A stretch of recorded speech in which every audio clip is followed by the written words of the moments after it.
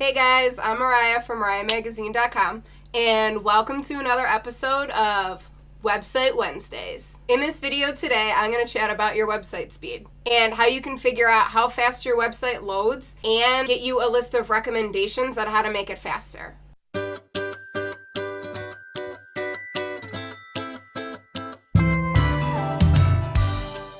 Okay, so I'm sure that you've heard by now that the speed of your website is kind of a big deal, right? So website speed is actually one of the confirmed SEO factors from Google. So your website speed could play a role in where you end up in search result rankings.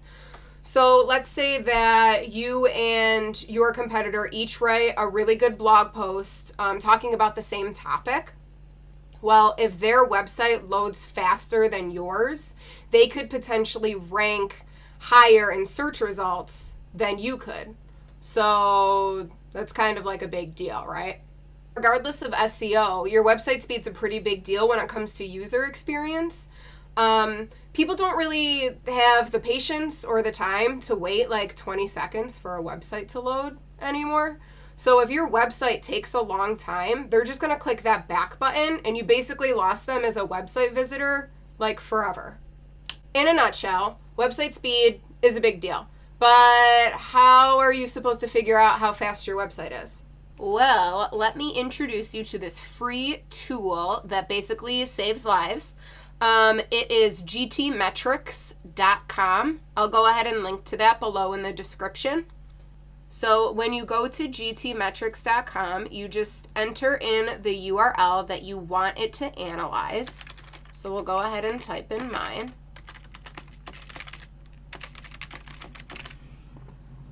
And then click this blue Analyze button right here. Now it's going to load your website in real time and then give you a whole list of recommendations on how you can make your website faster. So this usually only takes a few seconds, and then it will pop back with this performance report for you. So in this report, you're going to see two main performance scores, okay? So page speed score and a Y slow score. Basically, the difference here is that page speed score is like a Google-based test, and then Y slow score is a Yahoo-based test. So they both judge page speed dependent on different criteria. So if you click between page speed and Y slow, you'll see different recommendations right here. So you can take a look at both of them, and they're kind of sorted in order of the impact that they're having on your page speed. So whichever ones come up here first are the ones that you should pay a little bit more attention to. So for mine, it says that I should leverage browser caching. So on my website, I turned off my browser caching just so I could kind of show you guys an example for this one. But if I went in and turned that browser caching on, my website score would go up and it would load a little bit faster. And then if you hop on over to Y slow, it's going to show you a bunch of different recommendations. And some of these can look a little overwhelming, especially because they can get a little techy. So like you can see like a CDN and a DNS lookup and cookie-free domains.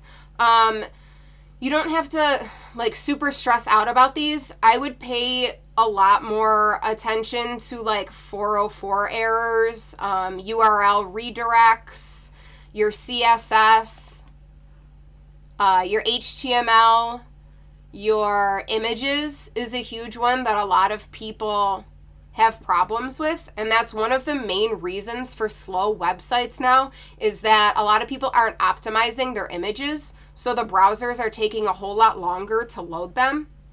But the one thing that I definitely would pay attention to is this right here, the fully loaded time. So that tells you, all scores aside, that tells you how long it took your website to load.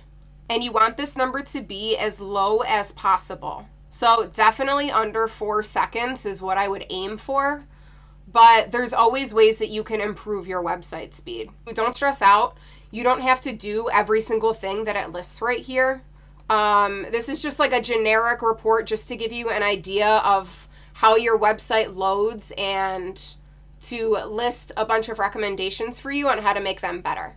So some things are just in terms of like best practices, like a CDN network would be, you know, best practice for my website, but you don't absolutely have to do them.